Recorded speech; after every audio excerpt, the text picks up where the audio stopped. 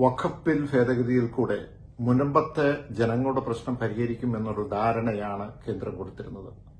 പക്ഷെ ഇന്ന് കേന്ദ്രമന്ത്രി പറഞ്ഞ കാര്യം എടുത്തു നോക്കുമ്പോൾ ഒരു തരത്തിൽ പറഞ്ഞാൽ കേന്ദ്രം കേരളത്തിന്റെ ജനങ്ങളെ തെറ്റിദ്ധരിപ്പിക്കുകയായിരുന്നു. ഈ ബില്ലിന്റെ ഭേദഗതി പാർലമെന്റിൽ വന്നപ്പോൾ തന്നെ കേരള കോൺഗ്രസ് പാർട്ടി വളരെ കൃത്യമായി ചോദിച്ചു, ഇതുകൊണ്ട് ഇത് പരിഹരിക്കാൻ കഴിയുമോ, ഇതിനു വേണ്ട ഒരു ഭേദഗതി വേണ്ടേ എന്ന് ചോദിച്ചപ്പോൾ അതിന് ഉത്തരം അവർ നൽകിയില്ല.